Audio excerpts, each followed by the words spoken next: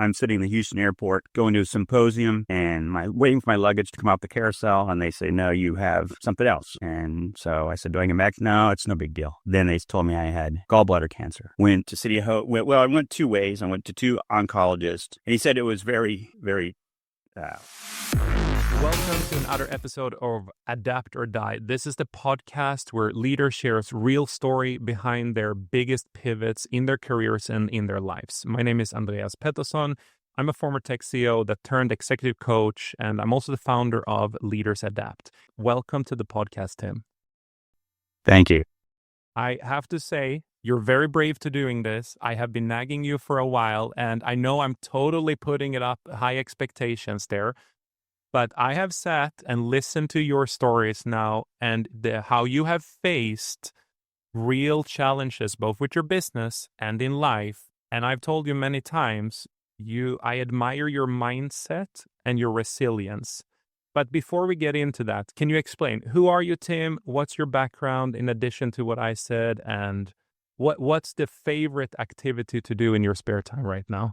Well, it's a family-owned business. My father started it when I was in college, so I didn't think it was going to go anywhere. I worked there part-time. I graduated. I fooled around, got a couple jobs, and one day he called me out of the blue, saying one of his employees, his dispatcher, main guy, was getting a computer, and my dad hated computers. His claim to fame is he never turned one on, never touched a keyboard. He called me, he needed my help. I took a pay cut of all things to go there. And this is one of the biggest challenge for me. I didn't think I'd ever be able to fit in the other guy's shoes. Well, a year into it, where I'm still training, he quits. He walks in the room and says, I'm quitting. Your dad needs to apologize. I'll come back. And I said, well, my dad doesn't apologize. But it was amazing. It was like in 3 months, I basically took over his position. Of course, didn't get a pay raise for 2 more years, and it's been, well, I say it didn't get a pay raise. It's paid off in droves. It was a small company, and now we grew exponentially over the next 6 years. And then at that time, my father passed away, and I basically took it over and been running it, and it's expanded, and I've surrounded myself with great employees, and that was, I think, you'll hear it all the time if you read some of the books on businesses. You surround yourself with people who are smarter than you. You fill those gaps, and then you got to organize them and run them. And so that's kind of where we're at today. And that's why, and I've kind of let go of, that was my biggest hurdle to getting to where we got, is to letting go and giving these little pieces off to other people to run who were smarter and better than I was. And that's how we've grown. And almost all of those employees are still with me 25 years later. Which is crazy. Yeah, you treat people right. I just had 2 employees, one employee last year, one employee this year, worked there longer than I have. Finally, we've been begging them to stay, but they just finally, it's time for them to retire and enjoy their lives. So I'm grateful for their employment and their future in life. And hopefully we can bring up people to fill their spots. I've said and heard a lot of the stories and what you talk about now. You always put your employees first. I've seen you do that. You also want to make sure that they always feel like they have a future, but you're also putting in a big effort, making sure that they're growing as individuals. And you share when the company do great. I've seen you share a lot with them as well. So you have an abundance mindset, Tim, which most leaders don't. Yeah, I don't need a boat or anything more than I already have. And I think it's hard enough to live in Orange County with the cost of homes. So we try to give back as much as we can to the employees and still, maintain a safety net that if things go bad, we can still pay them. And that's one of the things my dad always tried to instill. And we basically can, the economy can shut down and we could probably pay our employees for another year. Yeah. And that's where we sit. I think that's really good. Just to make sure that everyone who's listening understand what is the type of company, like a few sentences, like give me some details on what is the service you provide and why are you unique in that service? We are a heavy haul trucking business. So we haul what we call yellow iron. So if you ever seen a big open trailer load with a excavator or a dozer running down the road in Orange County, LA, Riverside, San Bernardino, good chance it's ours. That's what we don't own any equipment, any of the construction equipment. We just move for other vendors from point to point. And we had 31 trucks. We just opened Kingman, Arizona, trying to get traction out there. It's kind of a weird place to be, but one of my guys who retired called me up and said, he's bored. Do you have a spare truck? And he's probably one of the best drivers we ever had. So I said, why not? We'll give it a 2-year run and, see if we can make it go. And that way it gives him a little money. And I got a spare truck and a trailer. So at least maybe we can pay its monthly payment on sitting out there and providing a benefit for him and us. Win-win. I like it. Before we just sort of dive in, Tim, into some of the biggest challenges that you have got in life, I want to hear a little bit more of who you are as a leader. So can you tell me what is sort of the number one leadership lesson that you swear by and that you this is how you were defined as a leader throughout your long leadership career? This goes, again, probably back to my father, who was a guy who yelled at people when people did things wrong. I got yelled at a lot, and so I promised myself I wouldn't be that person. I'm a firm believer in you get more, bees with honey or flies with honey than vinegar. And so I think when guys mess up, and in our industry, a mess up is, we had one last week, $6,000 because the guy didn't check the overhead height on a little radio antenna. You think that's a teaching and learnable moment. I told my daughters, both when they graduated, it's okay if you get your first job and you get fired. You learn more from that mistakes than you learn from successes. And I made plenty of mistakes myself in the industry. And every time, as long as I'm learning, it's worth the cost, I think, because it won't ever happen again. With this guy who did this, great driver, and it was a new equipment. It has to do with radar and tracking around job sites, and he tore it off. $6,000 brand new. And I don't even bother talking to him about it. He knows he screwed up. And that's, I think, was my lesson. I don't get upset. I don't yell. And, but I will talk to him that this won't happen again, right? Yeah. And their pay never gets docked. It just gets the bottom line. And hopefully other guys in our company hear about it and learn about it. And they typically do, because the guys all talk all the time. And that's what the way we want it is. We want our guys to communicate, because they're truck drivers. They are very rarely see each other except for in the yard, maybe after the day's over. I love that mindset. And I wish so many leaders, they manage with fear. And if you add yelling and screaming at people combined with really being hard on people that makes mistakes, I think you create a culture of fear. I think people are great when they feel safe. And yeah, I applaud you for doing that.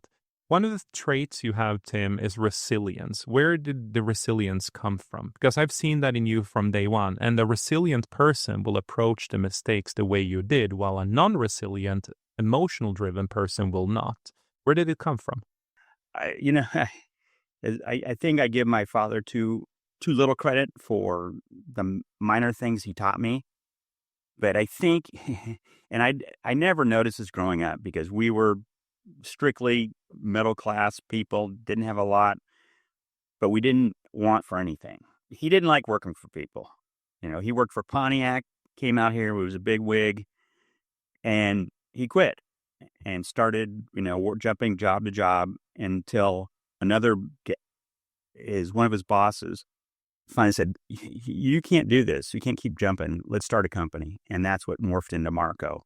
Eventually, he bought the other partners off, and it actually transitioned from a rental company to a trucking company. My granddad had a trucking company back in Iowa. So, I don't want to say it's technically 3 generations. I don't know. But yeah, I think that, and I never noticed it until later on in life that I went, this is something. And it's happened to me too. I've been fired from jobs, bartending jobs, which was my favorite job of all time. I never actually went and filed for unemployment. I just went out and found another job because I knew I could do it.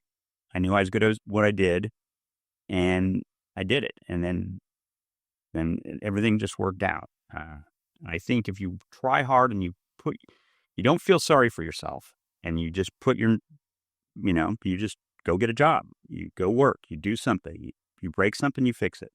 And I think that's a mindset that my father gave me, unbeknownst to me, that it's been passed down, and I'm hoping I can pass it on to my girls. They'd graduate from college. I think what you're saying here is my take on or a little twist on it. When life happens to you, don't sit in your misery. Take action. Do something or pivot. Just do something. The point is, if you become stagnant and you go into your own emotions instead of just trying to resolve it, you won't get any. Like the success won't come by looking in the rearview mirror. Basically, it will come ahead of you, and you got to start moving ahead. No, I agree with that. That's a better put. But same thing is when like I said, going back to this $6,000 mistake. As soon as I signed off on it, it's a second thought. It's like it's done. It's not coming back. Move forward. Next. Yeah. I wish so many leaders can listen to this, that are listening to this podcast, and learn that. Stop looping in your head. Stop having anxiety about the past. Learn from your mistake. Move forward. But don't get stuck.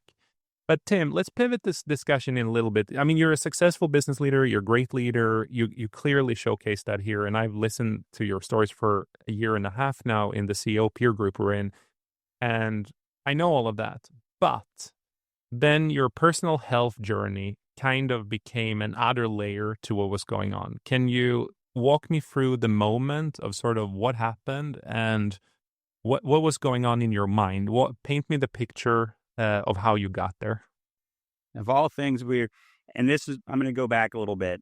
Me and my then girlfriend, Lisa, now my wife, we were riding horses in Grand Teton. She'd never been to Yellowstone in that area, and we had friends who lived out there, and we spent a couple days with them, and we went horseback riding. And I had lunch, and I had starting having stomach pains, really excruciating. Next day it was fine. Put it off. A couple months later, same thing.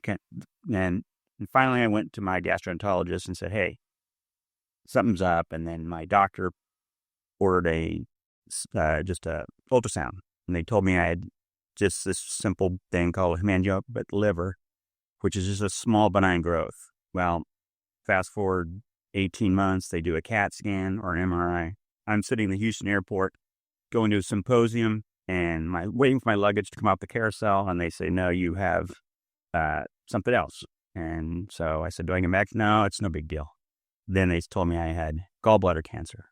Went to City of Hope. Well, I went two ways. I went to two oncologists, and he said it was very, very bad.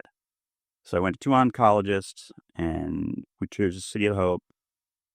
And my doctor's Dr. K. His name is too long to pronounce, so we just call him Dr. K. He said, "I don't think you have, bile duct cancer. I think you have colon cancer." So I don't know. So then they do another scan, and he says, "Well, it's strange. You have, what I have is a stage 4 CRC or colorectal cancer of unknown origin on my liver and on my lungs. So there's no sign of it in my colon, but it's colon cancer." And so that was kind of it hits you hard, and your first thought is, how do I tell Lisa? How do I tell my girls? Worse than that, how do I tell my mother? Because my brother died 3 years ago of cancer. And you just go through it. You cry and you go through it, and then you just move on. And I don't allow myself much time to dwell on it or feel pity, because that is, I think, feeling sorry for yourself destroys you. And so I don't allow it. Maybe 10 minutes a week, 5 minutes a week, I sit there and go, "Oh, what if?" But again, I don't go back and look at my doctor who missed it. me not being my own advocate, which I am now, I'm not, you can't look back because it's only going forward. It's not going to change anything if you look back. So that's where I am now. I've been going through treatment today, or I'm right now hooked up to a pump, a chemo pump. Gives me, it's called Full Furry with Patanube, which I've lost my hair finally. People have been asking for a year. This is session number 26. I have no real nausea or anything like that. And then next week I do radiation treatment. So I'm excited for that because I was supposed to have it and now I get it next week. So I will see you, Andres, on Tuesday for our group meeting, and I'll have it the next morning. And it's all outpatient. So I go over to City Hope. The vampires draw my blood, see the doctor, go up and get poisoned. And that's, and I will say, everybody's wonderful. The hospital's opening up at the end of the year, a $1.5 billion hospital or something like that. It's going to be an amazing facility. And it'll be nice. It's nice to go there. I'm 15 minutes away, and they do everything all online, and they're very wonderful. It's a place of healing. So first of all, Tim, you have impressed me multiple times. I've said that to you before. I've had many people around me in my life with cancer, and some passed, some haven't, and some live happy today, years later. You have really taken this approach, I want to say 100 times better than anyone else I have ever met. And I know for you, it's like, I'm just me. I'm just doing what I normally do. But for the listeners, and one of the reasons why I really wanted to get you onto this podcast, because you're not a person that normally do things like this, there is a story to be taught here. And that is the mindset. Your mind, and you can, like Tim is going through something that I would argue is probably one of your biggest challenges ever in your life, even if you've been through probably a lot. But the thing is, you are so freaking resilient. You come in smiling every time I meet you. You have always been on a trip. Like, I think you live life to the fullest, while everyone else I meet, they stop and they go into this like, I can't even explain it. They go into their own heads. You have done the opposite. I can go on and I can talk about this for 10 minutes about how you have impressed me, but why? Like, tell me when you walk in, like, you walk in, you told the CEO peer group we're in, you have been telling other people. How do you, like, where do you draw the strength from? And tell me more, like, what's going on in your mind in those situations? I don't know exactly, but here's the thing. Here's another thing. I'm horrible with names, but I make it my duty every day to write down whoever draws my blood. I know the front desk people. Even though I don't see them, I wave to them. I say hi. I say bye. To see you tomorrow. I make little mental notes of who it is, and I realize that, especially in a place like cancer centers, there's a lot of people who are really sick. But I'm not going to be that way. I'm going to walk in, and you tried to get me say when they ask how you're doing, I'm amazing. I can't do that. But I say I'm fantastic. How you doing? Everybody I say I'm fantastic. I know almost everybody, like receptionist names.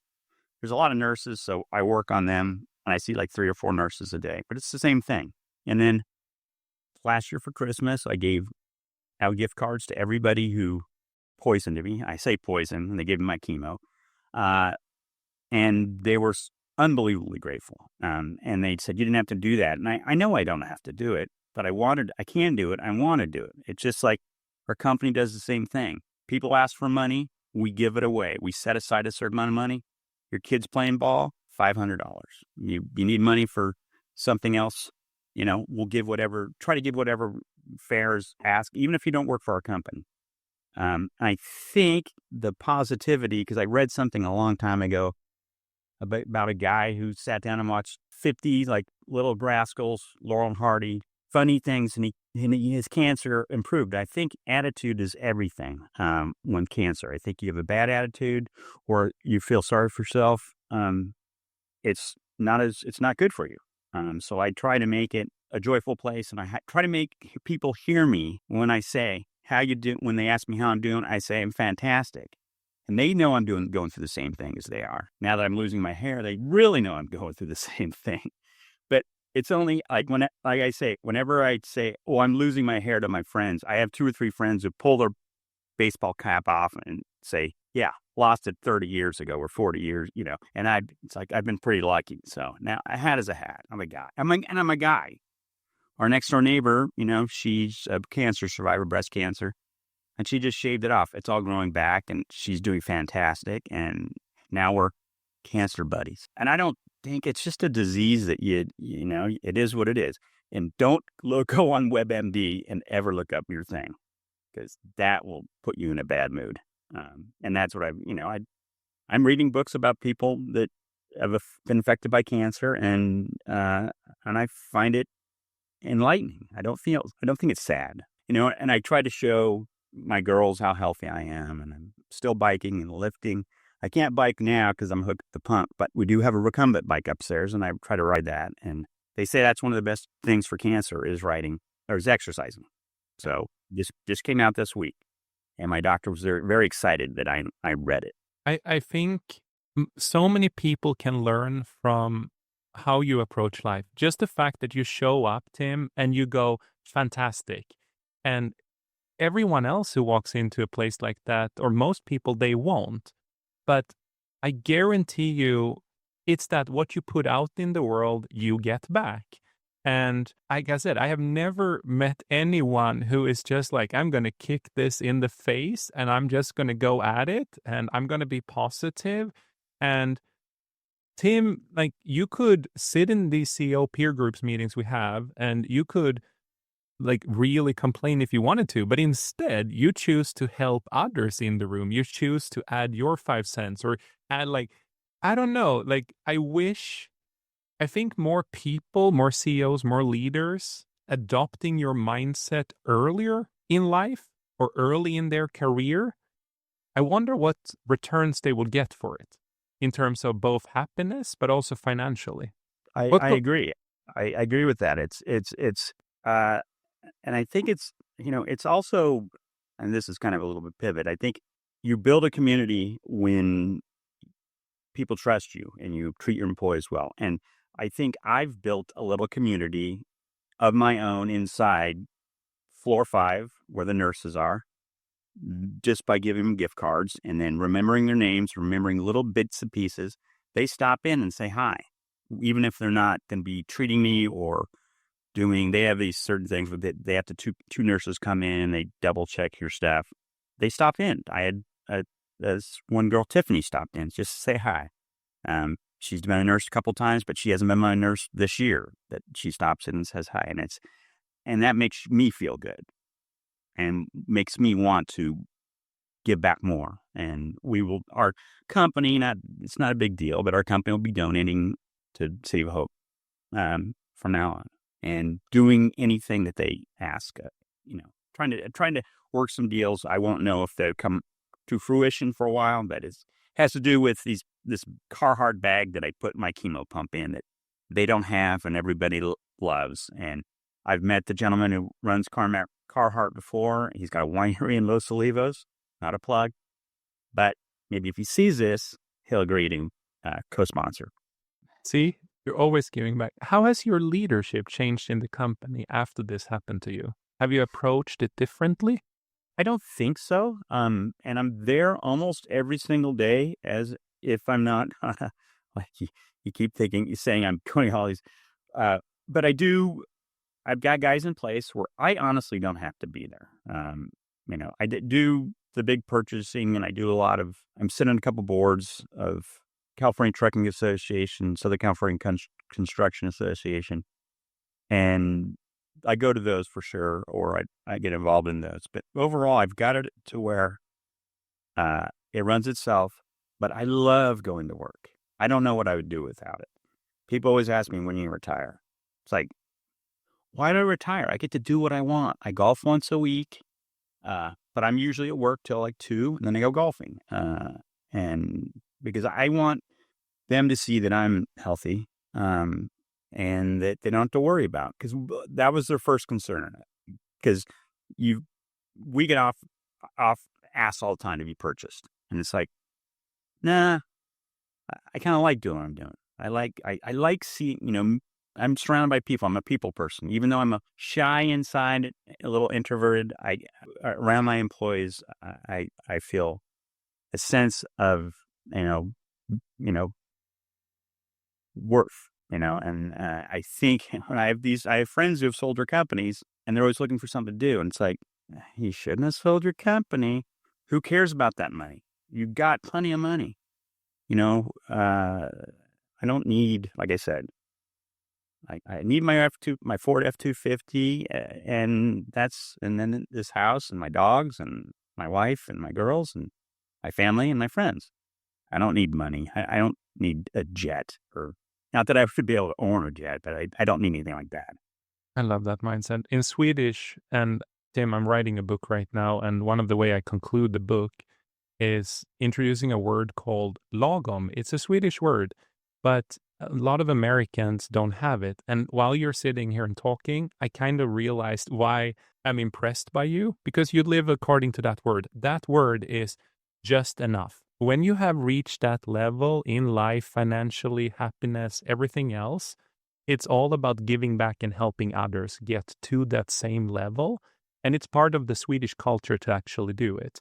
And when you're speaking, you're actually speaking of that mindset, which I think is pretty amazing. With that said, where are you? Tell me a little bit. So let's say that someone is listening to this. They have heard your story now. And like I said, you're brave for doing this. What do you want to tell a younger leader of how to approach their leadership? And what would you like to tell someone that one day might be diagnosed with cancer? And what's the advice you want to give them so they're prepared that day if it happens? A younger leader of a company, involved in our company, I think it's just patience. Treat your employees well. Don't skip safety. That's in our industry. Safety is extremely important because we are hauling combined loads up to 260,000 pounds, and we've never had a bad accident that was our fault. And we just started this enhanced safety programs. I promoted operations manager, and we had meetings. The guys, and I never thought the guys would like to come to safety meetings on a Saturday on their day off. They really enjoy it because they feel that you're spending money on them to enhance their abilities and their life, and it makes them feel part of the company. And that's the one thing I always, okay, now I got it. The buy-in portion. This is what I did for management, which I never thought I could do, is I opened my books. This is how much money we make. This is where it goes. And then they have buy-in. They feel they're part owner of the company. And that what they do directly affects their bottom line and what they get paid. And I think that was the one thing, the hardest thing for me to do is to let it go and show the guys open books. And I think I got that out of, I'm trying to think of the book right now, but it's a very famous, one of those books, very, very short, but it's putting the right people in the right seats in the bus. Mm-hmm. I can't remember what it is offhand. It's in my office at work.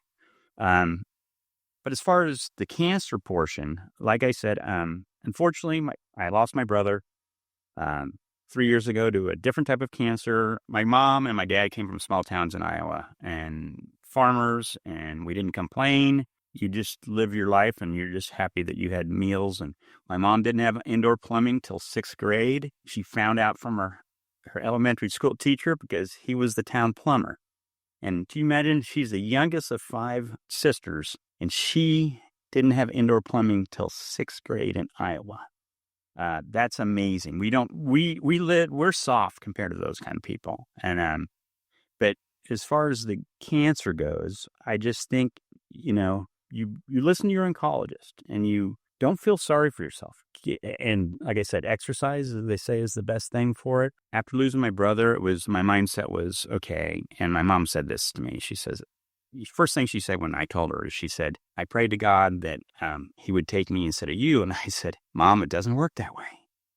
we go to the same church, but, you can give your prayers for me, and I do my prayers for me. And I have a couple other friends with cancer, and I say prayer, they say prayer for me. But I think you just got to move forward. I think if you wallow in your self-pity and you can, I mean, I get it. People have it. I immediately, what are those the five, like, what things of, oh, I can't even think of the name now, but, I skipped over the couple of them and went straight to acceptance and went, okay, now what? And I did. There was a second I thought, well, maybe I sell the business. But I thought, no, I'm not going anywhere. Um, and I honestly, when I was diagnosed, my goal was to make it to Christmas. Well, Christmas has passed. Then my goal was to make it to see both my daughters graduate. And I'm perfectly fine. I mean, besides this pump hooked up to me, it doesn't affect my life. Uh, I've been the lucky one. I don't have nausea, per se. Uh, the only thing is I get this double whammy is I'm losing my hair and now I have acne on my face. And it's just, but they say that means the chemo's working. And listen to your nurses. My doctor says, whenever I have a real big question, he says, ask the nurses. They know more than I do. And so they give me hints, you got to drink a lot of water. You got to do this. You got to do that.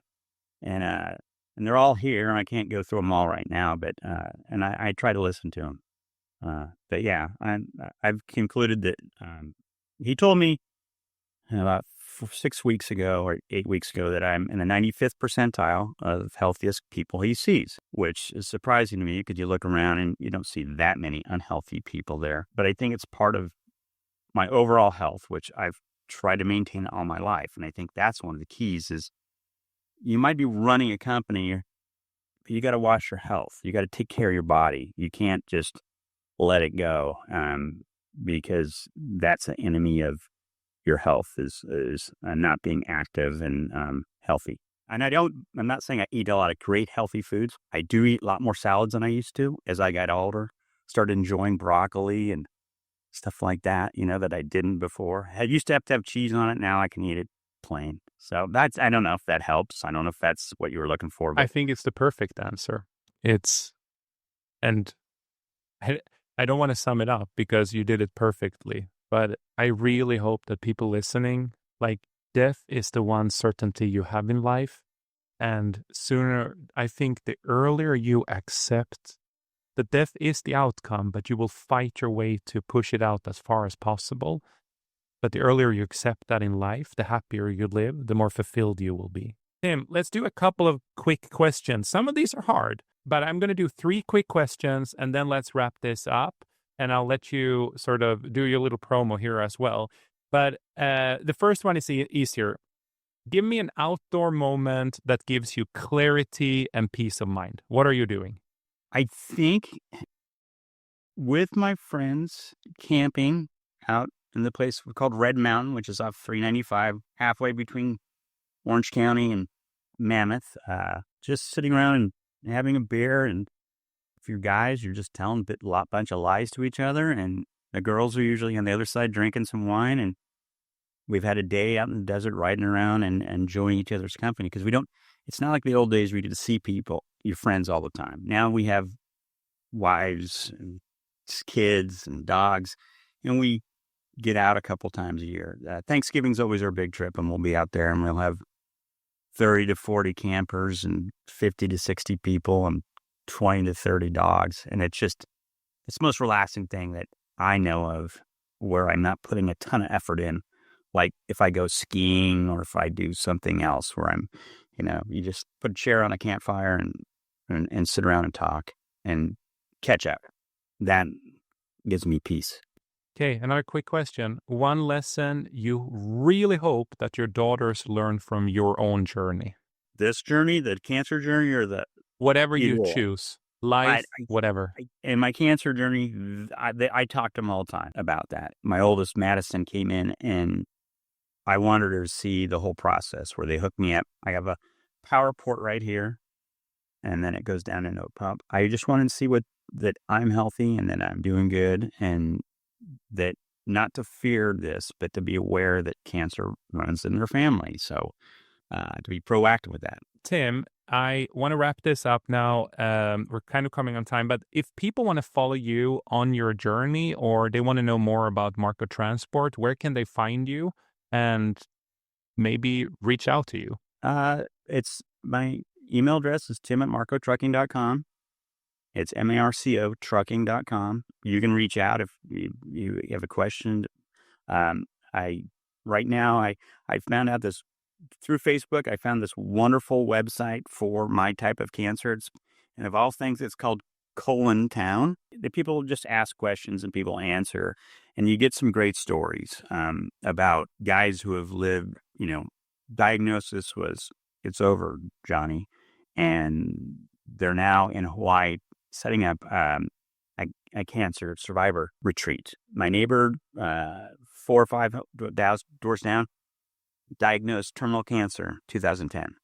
Well, 2025, that gives you hope. The advances in science are amazing these days. Unfortunately, our government has, with this, I don't want to go too wonky here, but our government has really cut back on research in the last 3-4 months, which is kind of disheartening a little bit.